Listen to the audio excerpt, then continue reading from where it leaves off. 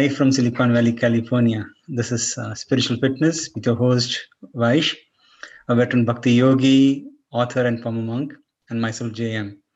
Spiritual Fitness is a program dedicated to exploring the timeless text and practices of Bhakti yoga for people who want wisdom in their everyday life. We have close to 35 members on Zoom and more than 50 members on Facebook. Welcome. Good afternoon, Vaish. Welcome to Spiritual Fitness today. Thank you very much, JM. Good to see you again, and good to see everybody else. Thanks for joining us today, and thanks for that supersonic sound we had at the very beginning. The topic today will include sound vibration, which is the crux of all changes that one wants to make in life according to the ancient Vedas, starting with the oldest book known to humankind, which is called the Rig Veda. It's thousands of years old. So today, we're going to talk about do-overs. In fact, according to the ancient yogic text called the Vedanta Sutra, the purpose of a human life is, if you want a do-over, there's a sense that we get chances again and again. I think there was a famous movie called Groundhog Day where the character got an opportunity every day to realize that he had a chance to do again what he hadn't done perfectly before. And this is the idea given in the Vedas, that when you get a human life, you come to a certain level of awareness that everything's not right and what can I improve upon? And that's a good juncture to be in. And Atato Brahma Jignasa means now that you have that thought, utilize it. So what's the answer to that? How does one refine one's consciousness? That's the most important duty of every human, according to the Vedas. We have other kinds of duties to do, to maintain the body, to make a functional society, which apparently is not so easy to do. But the topmost duty of everybody ultimately is to refine one's own consciousness. So how is that done most effectively and efficiently? We'll talk about that today.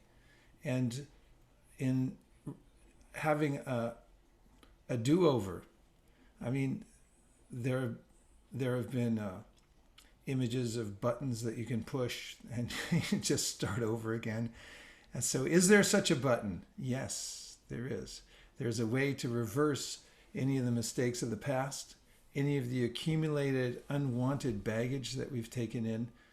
And there's a definite process given in the Vedic literature. So I thought I'd share that with you today and how it works, because if I give it to you theoretically without showing you the steps, then it might sound fantastical. So first of all, let's do an analysis of our own consciousness right now. And if you'll just take a moment to sit up straighter than you were a couple minutes ago and get comfortable, close your eyes so you can look inwardly. No screens. No variety from the outside. Try to notice the variety on the inside now for a few minutes. And then balance through a little pranayama, which is as simple as breathing and noticing your breath. And as you breathe, take advantage of the opportunity to bring in life energy.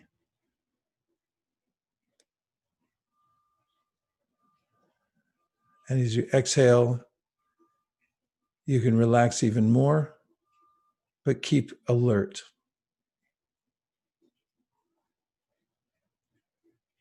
And as you're breathing, sitting a little straighter than usual, relaxing but remaining alert, start to become aware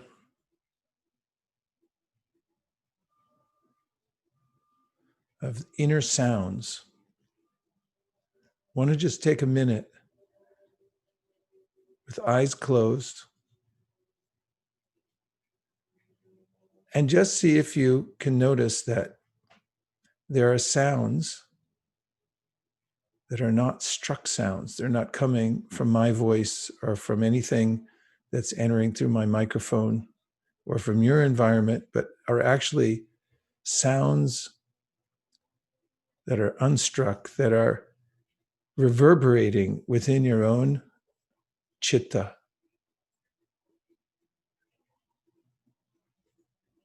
The citta is the very subtle substance in which all of our experiences, tactile experiences,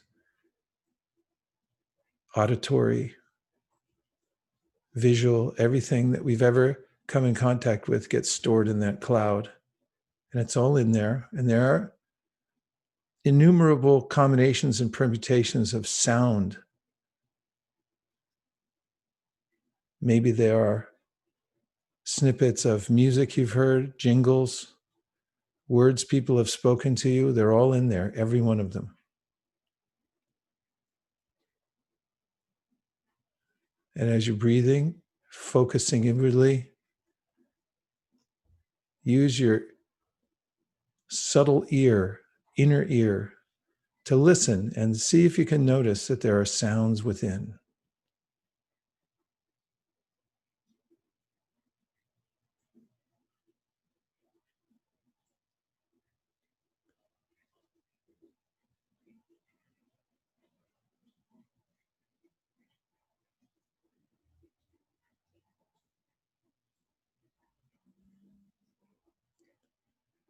And as you're listening, see if you can notice any particular sound. Obviously, if you can recall it, it's stored there somehow. And you're the one recalling it.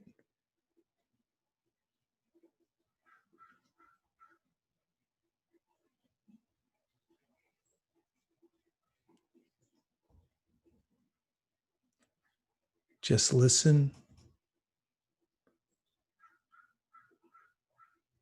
And in a minute, we're going to come back out and see if you can bring that one sound you heard with you back to your external awareness. And breathe.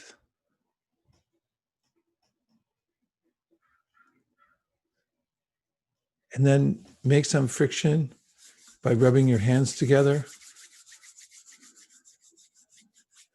Open your eyes and come back to the external.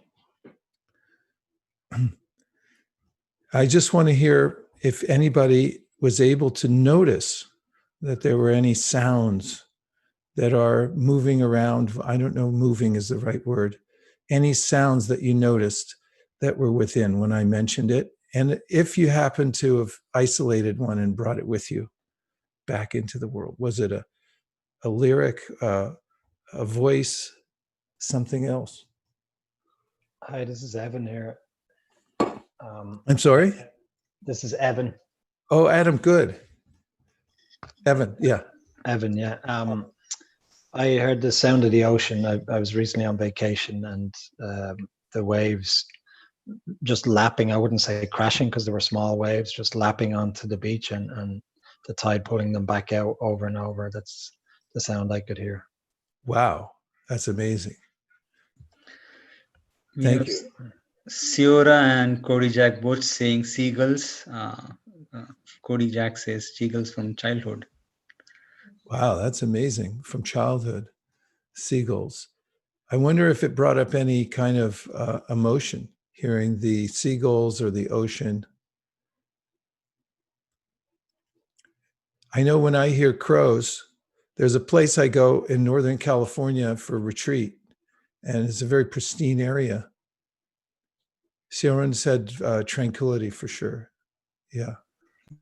And I feel the same when I hear crows, interestingly enough, because they're not necessarily associated with tranquility, but because it reminds me of the place where I go. It has pristine air, water, and very beautiful trees. And then in the sound vibration, there are these sounds of different birds and the crows cawing. It evokes that for me. Pavan said relaxation. Nice. Cody Jack, seagulls were from vacation as a kid, and it still reminds me of that. Yeah. So the experiment really is to notice that there's a conglomeration, there's a collection of sounds that we have that are stored within what's called the citta. You probably have gotten used to me using that phrase. It's there in the Vedic literatures like the Yoga Sutras. It's a very subtle energy through which we record everything, and that through which we actually see imagery and hear the sounds of the world, because they're coming in through our senses, through this machine we're walking around in, and then they're recorded there, and we as conscious beings are noticing it there in the citta. We're watching it. Jack has a question. What if you didn't hear anything? Well, then you have to go to Minnesota, because in Minnesota there's a sound deprivation chamber. And I did a little research on it for the book I'm writing right now. And all the investigative reporters who went there and tried it out. It's actually a center where they do a lot of recording for musicians and things. And they also built this sound deprivation chamber. So there's negative decibels within that room. You can't even hear a footfall when you walk, nothing. And each one of them described how at the end of their articles, it was so loud in there that they couldn't stand it. So right now, it may be hard within the few seconds that we did it to actually hear those sounds. But when you do eliminate any external sounds, and each one of the reporters who went into that situation expected that they would find tranquility from having no sound. But then they all reported a kind of horrific cacophony of sounds that came from within. There are no external sounds in that room, but the ones that are already stored within become augmented. I don't know if you've ever been out in a place where there's no light pollution and been startled by how bright the stars of the universe are. There's a place up in Northern California. It's actually a place I retreat to, and there's no light pollution there. And I remember one night going for a walk after the sun had gone down, and I got out of my car and I looked up and I jumped. I was transfixed because the stars were so pronounced because of the absence of light. So there's a lot of sound pollution in our lives, and we don't hear the inner sounds as much because of that. Sac State has one too. I didn't know that, Kojak. Thank you very much for saying. Maybe we'll all take a trip up there and test it out. Okay. So now let's talk a little bit about what I promised, which was non-application of the conglomerating process. That sounds like a sophisticated phrase, and it describes the ways that the elements of this world come together, including the elements in our body, the elements we see all around us. According to modern physics, everything is held together with vibrations. And how does that manifest, and how do we unmanifest it? So let's take a look and see if there's anything in the slides that you can all relate to. Starting with this premise that we're pure consciousness. We're not a material element. We are the antithesis of a material element, which is the antithesis of an material element, which is we are conscious. And we are a particle of consciousness. The particle of consciousness is far more subtle than anything in the material world. That includes the most subtle of all elements. And the pure consciousness becomes affected by the environment. And let's see the next slide. So in the system of progressive knowledge known as jnana, the primary objective, is to see the difference between yourself and your body.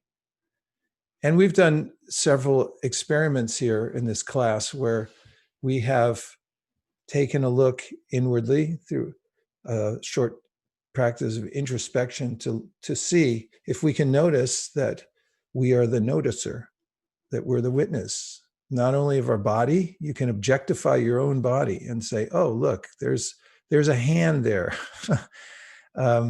You can look in the mirror actually and start marveling over your ear or your nose and think, well, how did that get there? That's not me. It's an instrument. And similarly, we can look at our subtle bodies also, because we're more subtle than our subtle bodies, meaning the mind, the ego, the intellect called the buddhi. And we can notice it, notice its movements, albeit subtle. And then we can objectify that also and put ourselves in the position of what's called shakshitva, which means to be a witness. And we can stay aloof in that position in our meditation. So this is also poetically rendered in the ancient yogic scriptures that say that there's the field and the knower of the field. So this body is considered to be a field of activities. Sometimes it's also described as a city of 9 gates. The 9 gates are the different entryways within. These are called dwars or gates. They open up into the world. And they give us information of different kinds. Subtle information comes through. I mean, what is smelling after all? You smell something and there's a scent to it, and then you can identify it. That information comes in. So all that is a product of the field, and the world around us. The world that we work in is also part of the field. But we are the knower of the field. It's not that we are the field. So this is called knowledge or gyan. Also, our nature as conscious beings is called tatastha.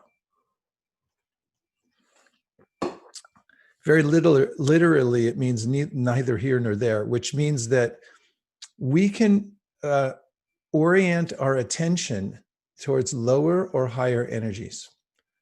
This is our prerogative. And I've mentioned this many times before because it's an absolute obsession of mine to remark on the fact that our asset is the ability to place our attention in a certain place. That's our main asset. And where attention goes, energy flows. So we are the choosers. Of course, at a certain level of conditioning, we don't get to choose. It's being chosen for us. And I talked about this previously as karma. This idea of destiny or karma, it can be changed through knowledge, because at a certain level, I'm being compelled to act in a certain way because of previous impressions within the citta. The impressions are so strong, and I take those to be my choices, but actually I'm being pushed or compelled to move in a certain way. Not until I'm shakshitva, or I achieve witnesshood, if you will, can I actually make more and more independent choices about which way I go. But the yogic teachings want us to know that we are choosers. We get to choose. And the more that we come to gyan or knowledge, knowing the difference between ourselves and the body and the mind, the more we have freedom of choice. We're not under the tyranny of the mind and the senses. And the senses and mind can really torture us. They can tell us to do all kinds of stuff that aren't really in our interest. Is that possible, do you think? Yes. So tatastha, coming to this point means that we're coming to a life which is more self-directing. Now, if you'll excuse me for 1 second, I'm going to close my window because somehow or other, even here in Burlingame, they're jackhammering. Would you wait 1 second?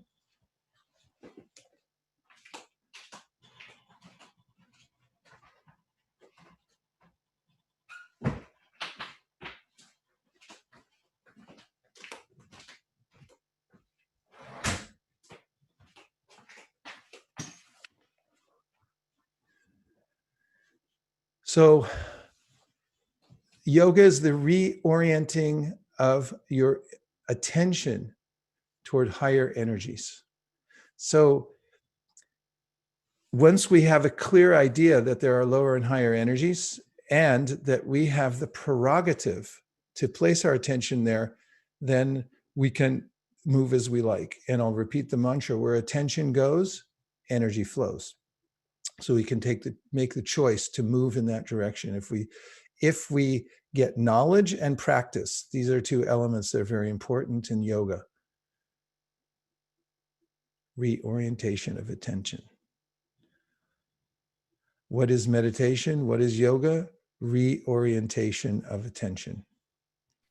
So yes, please. What is higher energy and lower energies? What is that? Yes, good question. So as an example in the Bhagavad Gita, are we still on slide mode? Let's, yeah. No, we are not. Oh, we're not. Okay, good. I'll give a simple definition as given in the Bhagavad Gita. So there is a catalog of the lower energies, which in Sanskrit are Bhumir, Apo, Analo, Vayu, Kam, Mano, Bhutir, Evaja, Ahankara, Ityam Me, Binna, Prakritir, Ashtara. So Prakriti means energy, and Binna means material or separated energy or lower energies. So they're listed in broad categories: earth, water, fire, air, ether, which means space, mind, intelligence, and ego. Each one of them is subtler than the next. And in what's in the science called Sankhya, which means counting all the elements, there's a way in which all elements evolve from subtle to gross. And though these subtle elements manifest into grosser and grosser manifestations. As an example, here in this world, we may notice that from air, when there's a condensation due to pressure, we see clouds. It's a grosser manifestation of the water within the air. And then as it gets more pressurized, then precipitation starts and the water starts to flow from the sky. And then under other conditions, like the weather becomes colder, then that precipitation can become snow. And it becomes really cold, then it turns into ice. And so it's the same element. It starts with one thing, which is invisible, and then it assumes grosser and grosser manifestations. So there's a way in which, in the description of the way the lower energies manifest in this world, there's the first element is sound. In fact, sound is the creative energy. And from sound, the evolute is space. And from that comes touch, and from that comes air, from that comes form, from that comes fire, from that comes taste, water, smell, earth. Within the earth, there's smell, taste, form, touch, and sound. Within water, taste, form, touch, and sound. Within fire, form, touch, and sound. Air has touch and sound, and space has sound. Someday we'll look more carefully at how this all puts together. I'm just giving a sample of Sankhya, which means really to count. So these lower energies are cataloged, as I've just mentioned. And then, apareyam atastanyam prakritim vidi me param, jiva bhuta mahabahoya yedam dharite jagat. Then the next statement of the Bhagavad Gita is, above these energies that are just mentioned, there is the superior energy, which is called consciousness. It's you. You are the Atma that I've just been describing as the one who's the witness. After all, who is it that's looking at these elements after all? You're a conscious entity, which is the most amazing thing in the world. The most amazing energy is your own self, is your own consciousness. It's practically inexplicable. It's beyond imagination. And it is that conscious energy that's able to come to knowledge of itself awareness can become aware of itself. So your consciousness or awareness, and that is the superior energy. And there's an original conscious source from which all of these energies emanate, say the Vedas. Janmadhyasya yataha, everything has its original conscious source, and all elements emanate from that original conscious source. So there are sound vibrations that emanate from that original conscious source, or that which is beyond the material elements. In a previous class, I called it the fourth dimension, because in the Vedic teachings, it's called Turiya. Beyond the three dimensions we're aware of here, there's Turiya, which is the fourth dimension, which is a dimension beyond this calculable material energy. That which you can measure through mathematics and physics is what we see in this world. And what's beyond that is consciousness, and there's a source to that consciousness. And that conscious source is full of variety. And part of the variety is sound vibration. And when that sound comes from that original conscious source, it comes in the form of, in a nice envelope for you, called a mantra.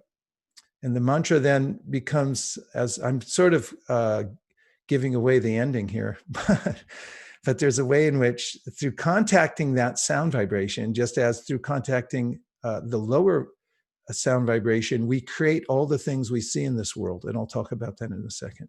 So that's just a brief summary, but that's the essence of it.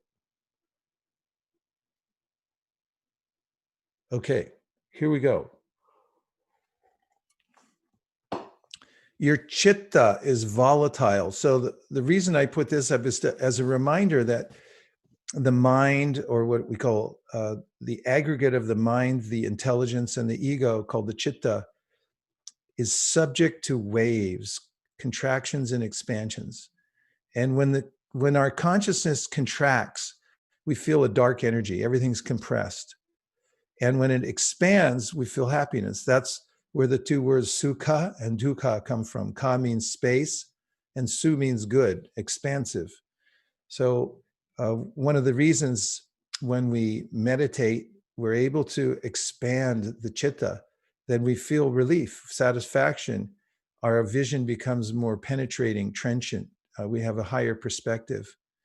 And when we're assaulted by various kinds of lower sound vibrations and focusing on many things at once that are frenetic energy, our consciousness tends to contract. And I don't know if any of you have experienced this, but in a contracted consciousness, even if you're in a pristine place, you can feel out of sorts.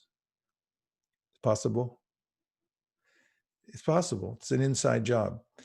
And so we are really measuring, when we're talking about the varying states of our awareness of our oscillation density in our citta. How much is it oscillating? And so the first statement in the Yoga Sutras is that we want to bring that oscillation, or the movement of the citta, down to a placid state, so that we can see what's beyond it. We can become more aware of our own self, aware of our own awareness.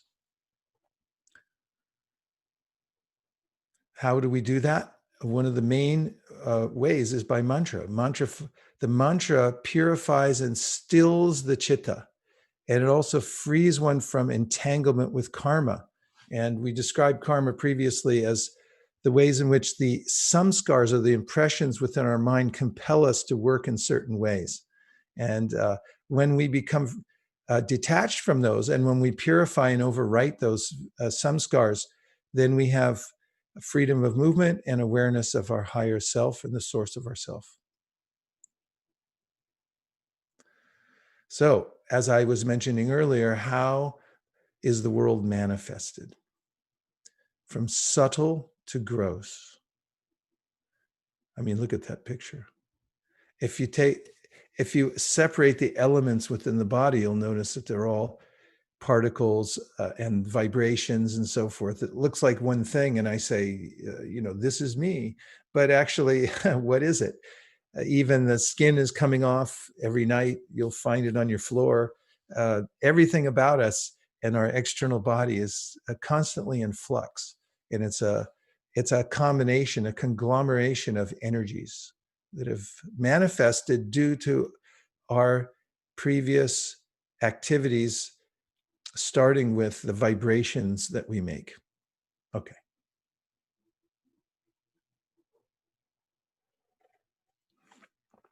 Here are the premises that I'm working on today, and these are all coming from the original Vedas, the teachings of yoga, that you create with sound. The world is designed to fulfill your desires. Although it may not seem like that, that's the statement. The way that we're working, we're getting basically what we're asking for. We're just asking for the wrong things in some cases. You express your desire with your voice. Manifestation occurs by the subtle element of sound. So I'm going to read these again, and I just want to see if you have any feedback, any visceral reaction or immediate reaction to hearing these basic premises. You create with sound. The world is designed to fulfill your desires. You express your desires with your voice. Manifestation occurs by the subtle element of sound.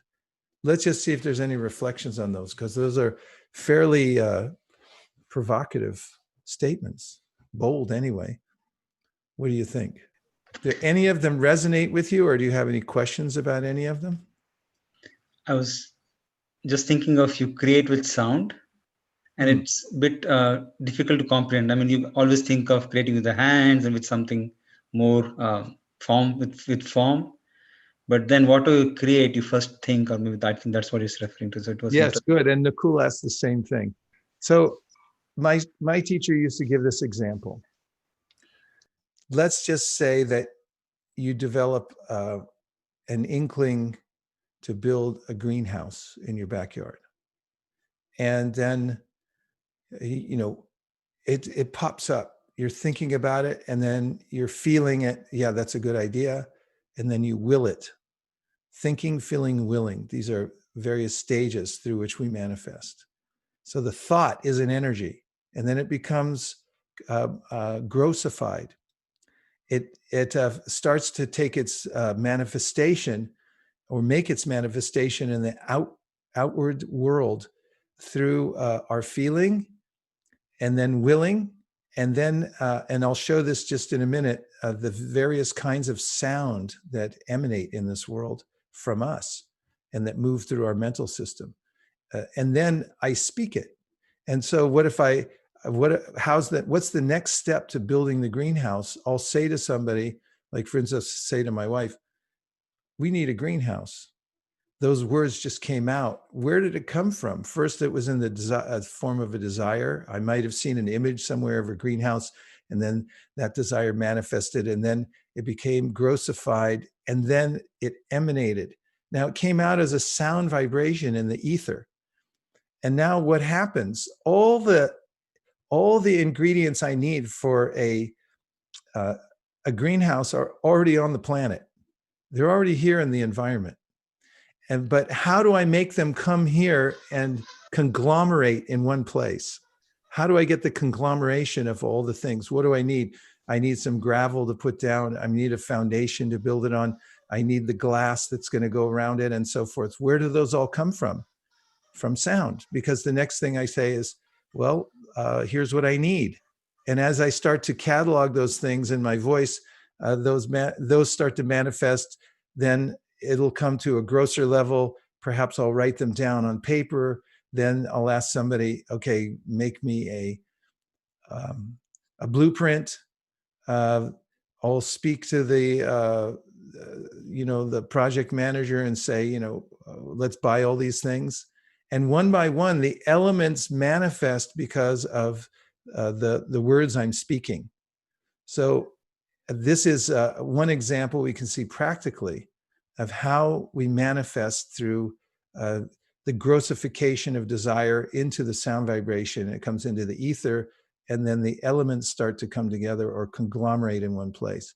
And if you follow it back to the way everything in this world is manifested, it all comes from primal sound, all the universe. There's not disagreement on this when you talk to quantum physics physicists who also, well, the source of it may differ, but the idea that everything's manifest through various combinations and permutations of sound energy is parallel. Yes, Cody Jack, thought is a kind of, I'm sorry, JM, go ahead. No, I was just two things. One, even the Big Bang theory sounds like it's Big Bang. That's bang. It starts with bang, right? So, I mean, I was just trying to relate that. Yeah. So we do have quite a few questions and reflections. I'll quickly go through that. Bonnie says, tell the universe what you want. I think that's how it manifests. Yes, that's correct. Maricela says, so when we say what we want, will that help to make it happen? So that's a question. Yes. I mean, think about it. I mean, if you don't say it, when will it manifest? I'm not saying that everything you say will immediately manifest, because there are delimiting factors also. But that is the beginning of the process. Once you speak it and you say, this is what I want. Every self-help guru in the world will tell you to write down what your goals are. And, what are you after? This is what, be clear. If you're not clear on it, how are you going to move in that direction? How is it going to manifest in your life? So we're little creators. We create our own universe around us. My house, the tree house I live in, or whatever it may be, that's my creation. Somehow or other, I thought it up, and it started to manifest in my life. We have a similar question from Jay. Was there a question on the Zoom? Sorry, yeah, JM. Just to comment on what you said and about creating with sound. You mentioned, you come up with an idea, and you might think of using your hands or whatever. But if you don't tell someone about that idea, especially in a professional setting, right? If you have an idea and you're in a meeting, if you don't believe in yourself, you may not speak up, and the idea goes nowhere, right? It doesn't come out because there's no sound. Yeah, that's right. Actually, there's sound which is binding. Of course, the theory I'm presenting here is all sound is binding. Whatever sounds we make, they're going to come back to us one way or another. They're creative. But think about, as I've mentioned previously, in the state of California, if you officiate a wedding, at the end, you legally have to say out loud that I hereby pronounce you married by the power vested in me in the state of by the state of California. On the airplane, I always notice. So when I was traveling regularly, constantly, that I'd often take the emergency aisle because it's got more room, and I'm tall. So they come by before you take off, and they'd say, "Take your headset off, and we need a verbal yes that you're willing to help in the case of emergency." You can't just nod your head. You have to say yes. And there's in a court of law, when a pronouncement is made by an authorized judge, she says, you're awarded $1 million, and it slams the gavel down, and that sound goes through the courtroom. It's done. That pronouncement means something. So the pronouncements we make are very, very powerful, and they are the first in the series of, they're along the sequence of manifestation that starts from even a more subtle level, but then it becomes grossified in the speech. We have a follow-on question from Bianca. Is it not a bit self-serving to think that the world or universe is designed to fulfill our desires? Very much so. And actually, that's one of the main points of yoga, is to reorient that idea. The idea that everything is meant to serve me is the cause of my becoming entangled in it, actually, interestingly enough. And therefore, the mentality is very different. And that is that, how can I serve? I've spoken about this previously in other classes, that an attitude adjustment is needed for happiness. Going from the idea that I am the center, I am the controller, everything rotates around me. And I've given examples of this from the ancient script, where the Mother Earth is talking about kings who come onto the earth and then say, I'm going to conquer this land. And after I'm done with the land, I'm going to conquer the ocean. And all this belongs to me. And Mother Earth is looking. She's in the shape of a cow and she's laughing and she's saying, these people are only here for a few minutes and they're making all these absurd claims that I control and own this. But you're just passing through, sir. And so this mentality that the world is meant to serve me is an aberration. It's a mistake, actually. We're meant for a higher, more noble cause, and therefore that idea that I'm meant to be served. However, the fact remains that it's a benevolent environment in the sense that we're getting our desires are manifesting. The world is set up in such a way that, for instance, there's the concept of a kalpa vriksha, which is called a desire tree. Imagine a tree that you sit underneath, and whatever you desire will fulfill your desire. Do you have that in mind? Now, imagine that you're sitting under that tree. What do you want? And that's a hard one. And I've noticed in guided meditations, a lot of times the whole room will sort of, there's a sort of jolt that goes through as a, wait a minute, what do I want? Wait a minute, hold on. Don't give me that. Wait for something else. I'll try to make it better. So the universe is like that kalpa vriksha tree. It's actually fulfilling my desires. But the idea given in the ancient yogic texts is my desires are off kilter. I'm asking for the wrong things and they're manifesting in my life. So it's a refinement of desire first and foremost, and orientation towards who am I? Rather than being a conqueror, I'm thinking in terms of how can I serve? Selfless service. We talked previous class about how the ideas of justice and compassion, these are metaphysical ideas, and they represent a refinement of consciousness. They actually represent humanity. And if you don't have those qualities, you can't really be called a human. Okay, so let's go a few more slides. Sure.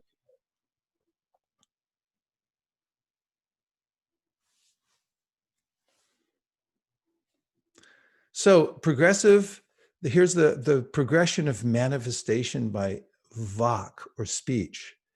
So vak speech has various categories. Sound vibration is varied, or I should say it has 4 distinct dimensions. And please look at the picture on the left where there's an apparent sound vibration coming out of the mouth of a person, and then there's an arrow pointing upwards. So now, after you've seen that, orient yourself to the text on the right, starting from the bottom. And that's why I have the arrow there going upwards. So at the very bottom, and this is the progression mentioned of the way the desire manifests into sound that comes out of your mouth. So it starts with the particular kind of sound called paravak, which is a desire. Desire is a very subtle element.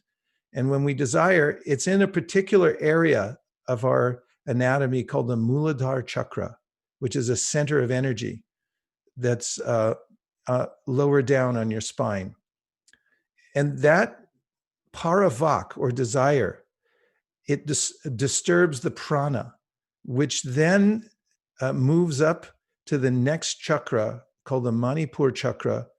And there is manifest what's called pashanti vak. So pashanti means to see. And that very subtle desire begins to take shape as a vision in your mind. And then it moves all in a split second. This is happening practically instantaneously, but it's going through this progression. It goes to the next level, which is called madhyama vak, which is on the level of your buddhi, or your intellect, where there's an acceptance of the vision by your intellect.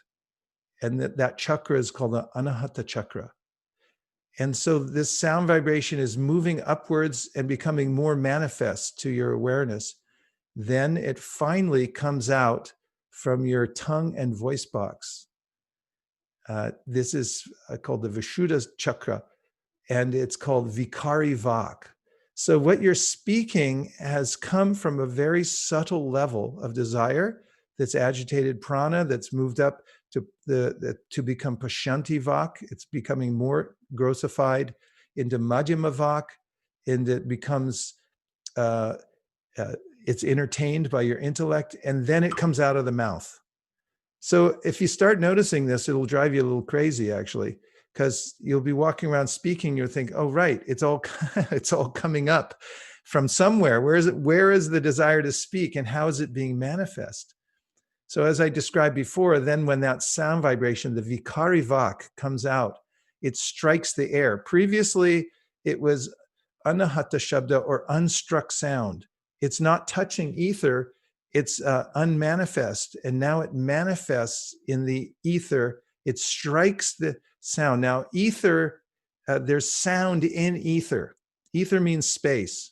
Space is a defining element. Without space, we don't get much definition. Just like if your space bar breaks on your computer and you start writing somebody a note, you'll notice that it doesn't make any sense. In music, if you don't have any spaces, there's no sense to the music either.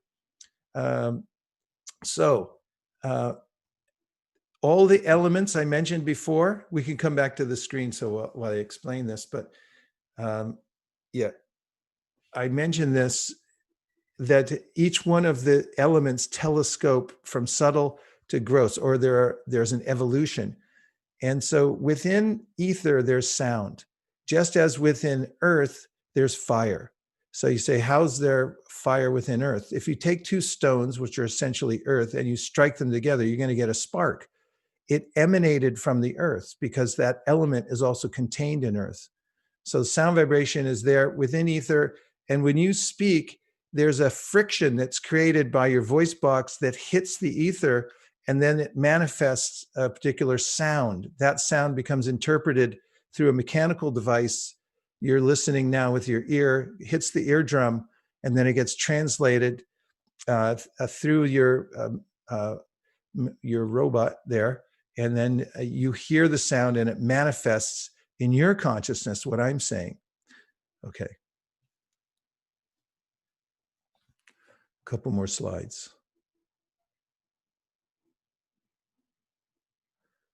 So how do we undo? There's the undo button, if anybody wants to push it. How to reverse what you've created. Let's just say you don't like what you've created, or you want to create something different. So enact the creative process inversely and go backwards. So let's see the next slide. How does that work? Okay, we're looking what seems to be almost the same slide, and we're starting at the bottom now, going upwards again, but we've reversed the order. So Vikari Vak, you remember that's the spoken word. It's actually causing friction in the environment. So I start there with Vikari Vak. I change the vibration that I'm creating with my tongue and my voice box.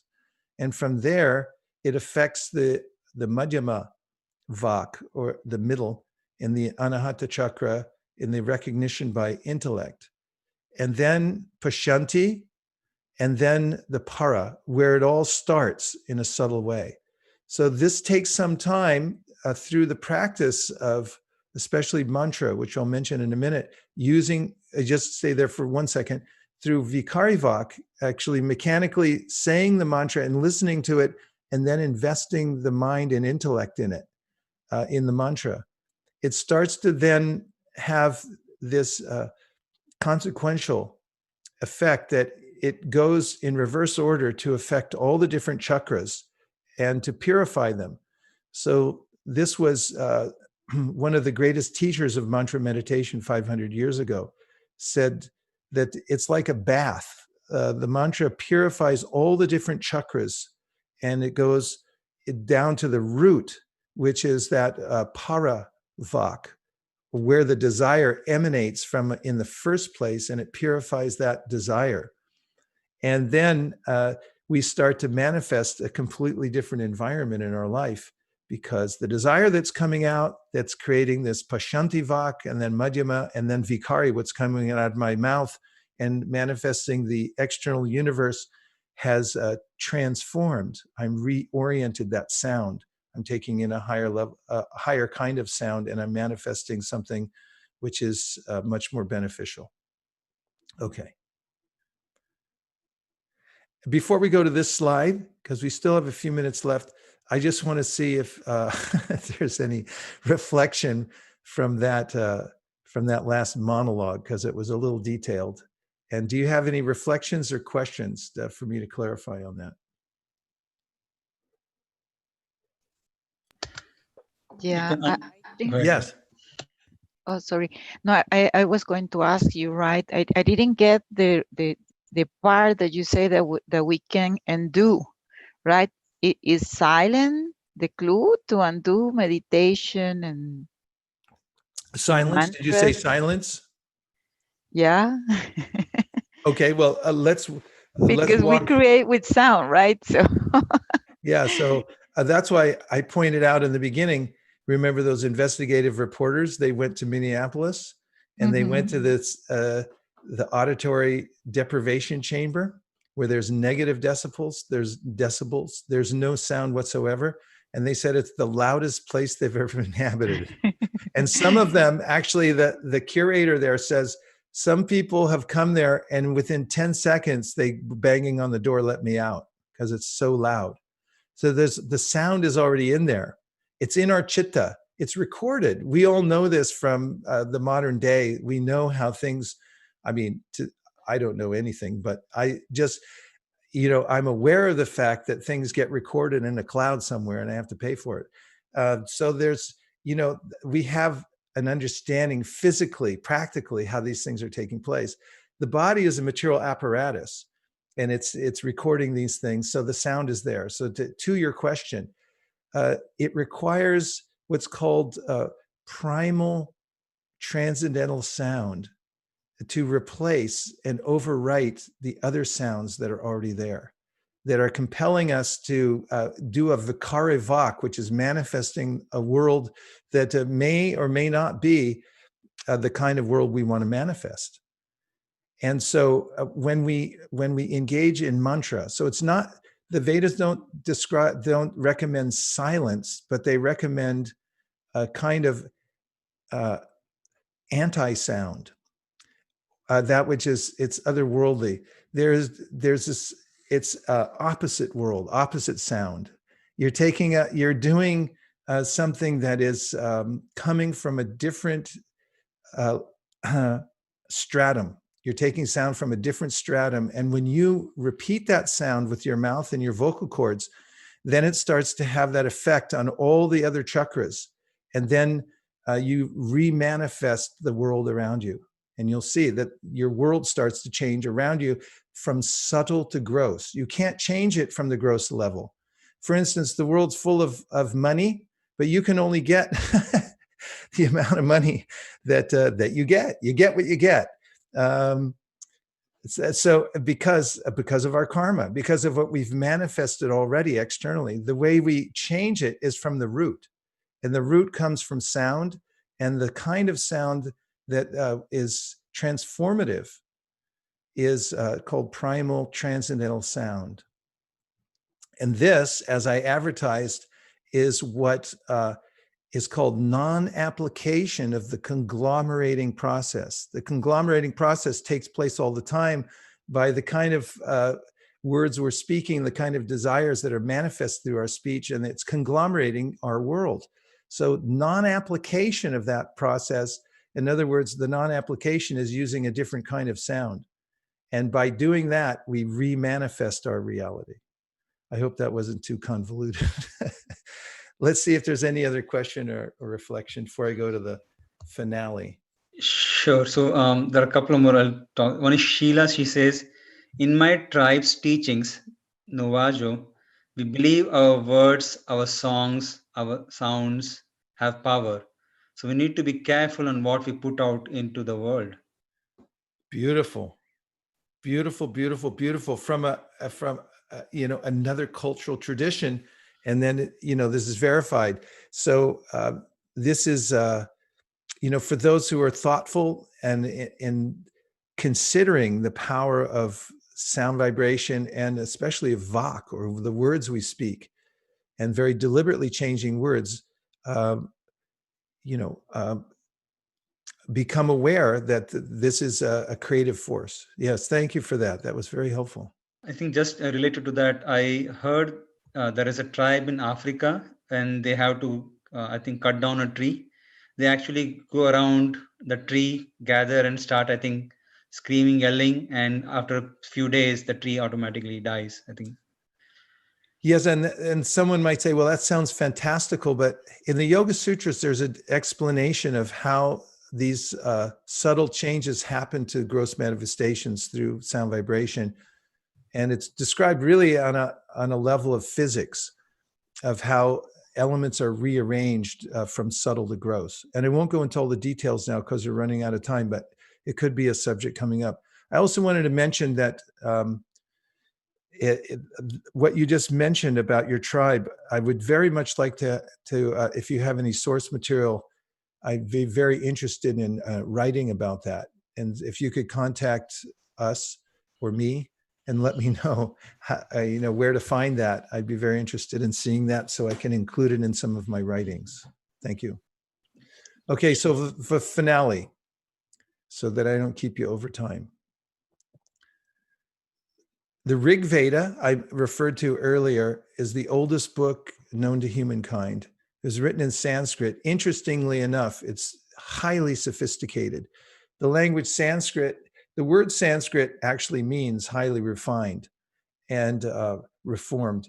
It's a very, very refined language. In fact, when the English first came to India and thought it was a backward culture, the first person who started the science of Indology gave a shot that was heard around the world, especially in the United Kingdom, which was that, oh my goodness, this language is more sophisticated than Latin. And so it's indicative of a culture. When you look at the language, you can understand something about the culture of that spoke the language.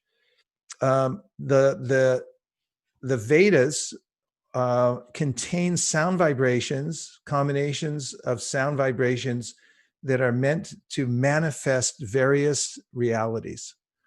And there's a very, very detailed science about how these are enacted and how they're spoken. The various syllables have to be pronounced in a certain way, and they manifest certain kinds of material circumstances. So the root of all of them, however, is this seed mantra, Om.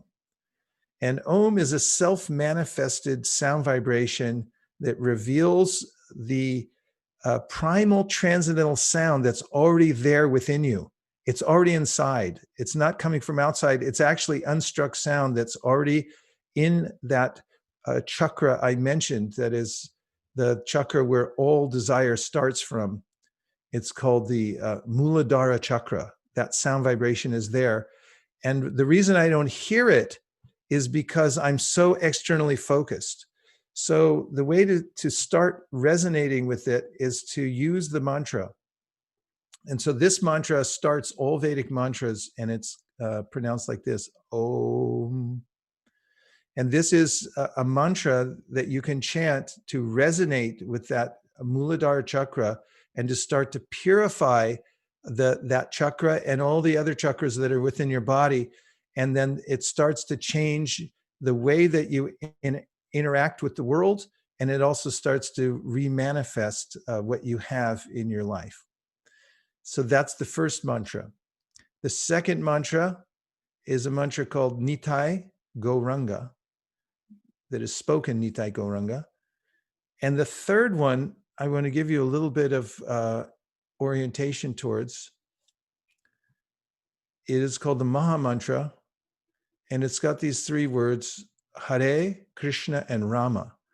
So the idea is there's an original conscious source, And that source is described in the ancient Vedas, like the Rig Veda and others, as love personified.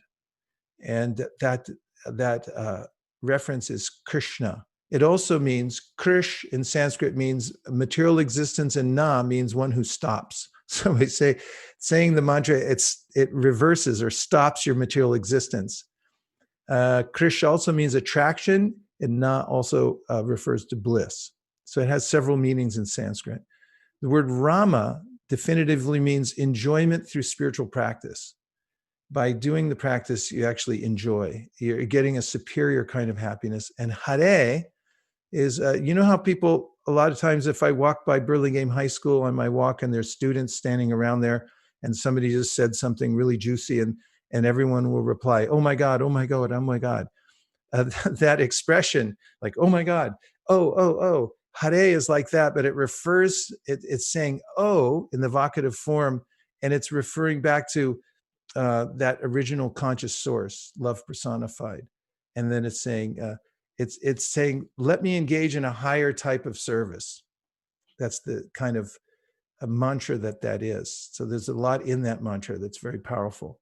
And these mantras are, the Om is also included within this Maha Mantra. So any of these mantras I recommend for reversing the process of creation and refining the various chakras within the body. And let's just see if there's any final questions or reflection. Because the mantra part is quite sudden, that here it is. Here's a process that's recommended. So let's just see if you have any thoughts on that.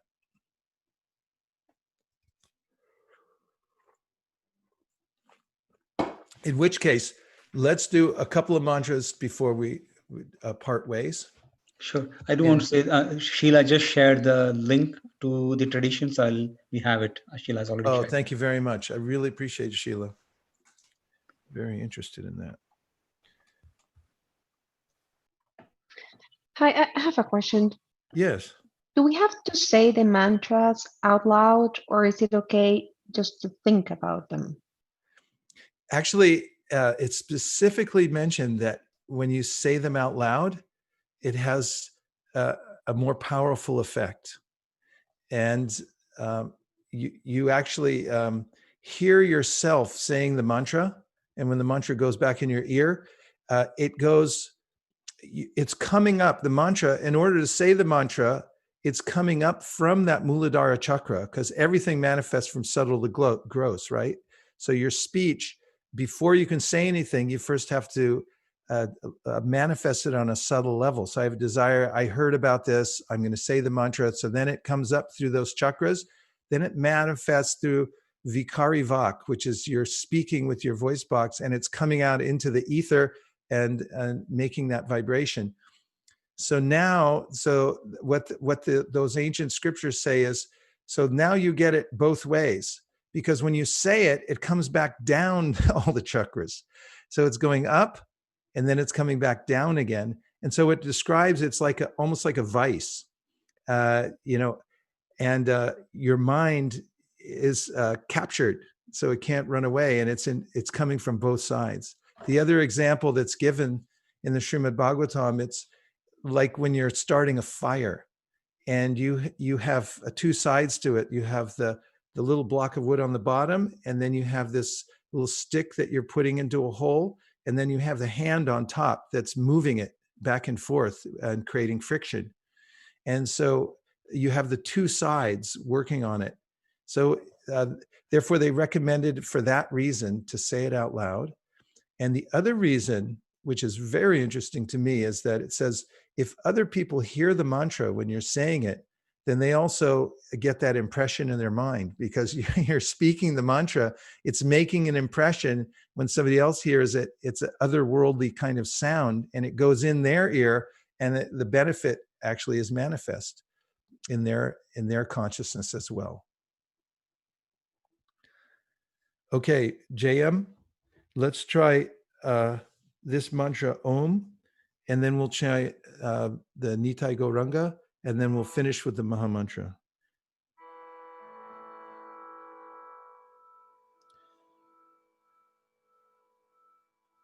So I'm going to say Om 3 times, then Nitai Gauranga 3 times, and then I'm going to say the Mahamantra 3 times.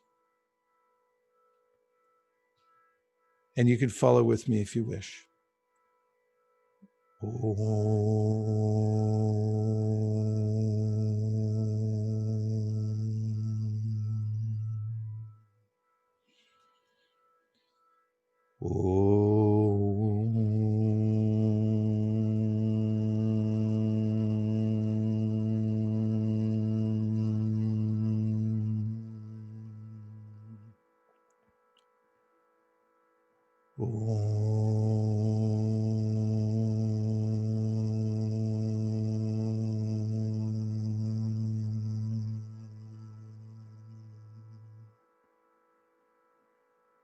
Nitai Gauranga, Nitai Gauranga, Nitai Gauranga. Hare Krishna, Krishna Krishna, Hare Hare, Hare Rama, Rama Rama, Hare Hare, Hare Krishna, Krishna Krishna, Hare Hare, Hare Rama, Rama Rama, Hare Hare, Hare Krishna, Krishna Krishna, Hare Hare, Hare Rama, Rama Rama, Hare Hare. So you can do this practice of mantra meditation at your home. And I recommend just setting a nice place where you can sit and just experiment, listen to the mantra. And as you're manifesting, you're using Vaikari Vak. You're speaking it with your vocal cords because you heard about it. You can see the mantra.